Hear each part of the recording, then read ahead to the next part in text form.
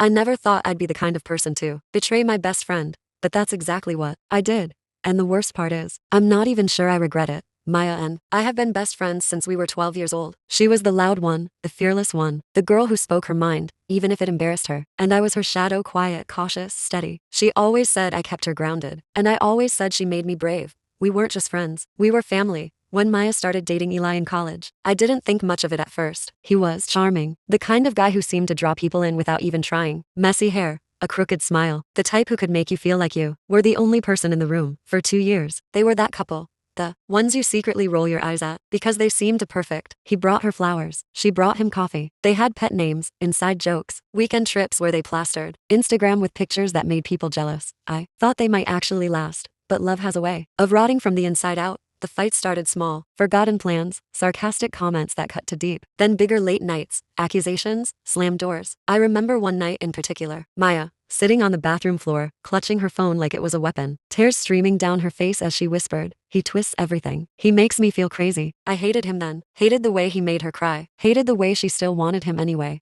When she finally ended it, she was wrecked. I spent nights curled up beside her, listening to the same stories on repeat, nodding, comforting, reassuring her she did the right thing. I told her she deserved better, that I'd always be on her side, and I meant it. At least I thought I did. Months passed. Life moved on, or at least it pretended to. Then one night, my phone lit up with a name I hadn't seen in forever. Eli. The message was short. She didn't tell you everything. 6 words. I should have deleted it. I should have blocked him, told Maya immediately. But instead, my fingers betrayed me. What's that supposed to mean? I typed back. That was how it started. At first, it was harmless. Or at least that's what I told myself. Little conversations here and there. Him asking how Maya was doing. Me keeping it short, polite. But then the tone shifted. We started talking about music, books, the shows we were watching. He remembered details, things I had mentioned months before. And I started noticing how easy it felt to talk to him. I told myself it didn't matter. That I was just being nice. But when he asked if I wanted to meet up just for coffee, I said yes. I told myself it was closure, that I'd finally hear his side and then put it all to rest. But when I saw him sitting there in that little cafe, smiling at me like I wasn't just Maya's best friend, but someone worth seeing, something cracked inside me, and I didn't want to put it back together. The second time we met, he kissed me, and I kissed him back. That kiss, it lit something in me I didn't know was waiting. From there,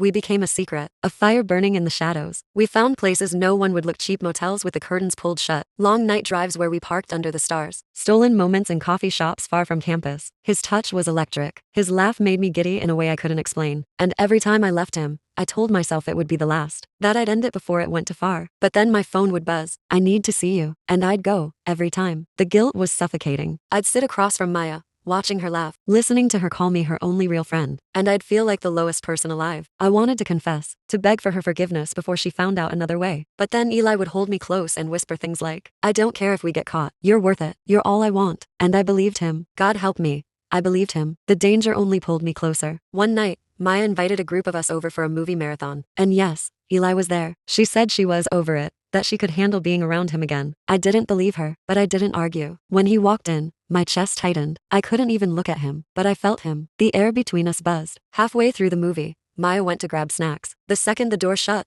Eli's knee brushed mine under the blanket, too deliberate to be an accident. And then his hand slid onto my thigh. My heart pounded so loud I thought everyone in the room could hear it. And just as quickly Maya walked back in. We jerked apart instantly. My face burned. Had she noticed? Was she pretending not to? That night, he texted me one word: "Come." And I did. We met in his car, parked in an empty lot, and kissed like we were starving. He pulled back just long enough to whisper, "I'd risk everything for this. For you." And in that moment, I wanted to risk it all too. But secrets never stay hidden. And ours exploded. It happened on a night I'll never forget. I told Maya I was heading home early. Instead, I drove straight to Eli's apartment. We barely made it through the door. His hands were all over me, his lips everywhere, clothes hitting the floor one piece at a time. We didn't make it to the bedroom. And then 3 sharp knocks at the door. We froze. A voice followed, a voice I knew too well. "Maya, Eli, are you in there?" Panic surged through me. My shirt was half buttoned, my hair a mess. I scrambled, fumbling with my jeans as the doorknob rattled. But it was too late. The door swung open, and there she was. Her eyes landed on me instantly, and in that moment, I'll never forget the look on her face. Shock, betrayal, heartbreak. Her voice cracked when she whispered, "You?" I opened my mouth to explain, to say something, anything, but nothing came out. "You were supposed to be my best friend." Her voice broke completely. Tears streaked down her cheeks as she shook her head, and then she turned and walked away, The slam of the door echoed like the final nail in a coffin. And it was. The fallout was brutal. Maya cut me off completely, blocked me on every platform, deleted my number, refused to answer the door when I showed up, with flowers and apologies. I couldn't even finish saying. I could hear her inside the apartment once. Her music was on, faint through the walls, but she didn't come to the door. She didn't want me anymore. And honestly, I couldn't blame her. Eli stayed. He still tells me he loves me. He still whispers promises in the dark, saying we'll survive this, that love will be enough. And sometimes, when I'm wrapped up in his arms, I almost believe him. But then I lie awake at night, replaying Maya's face in the doorway, hearing her voice crack as she said those words. You are supposed to be my best friend. And I wonder if I've built my future on the ashes of the only friendship that ever truly defined me. Because love isn't always gentle. Sometimes it's fire. And fire doesn't care what it destroys. So here I am. I fell in love with my best friend's ex. I gained passion, desire, intensity, but I lost my anchor. And now, even when I'm with him, I feel the weight of her absence like a ghost. I'll never shake. That's the cost of forbidden love. And I've paid it. In full.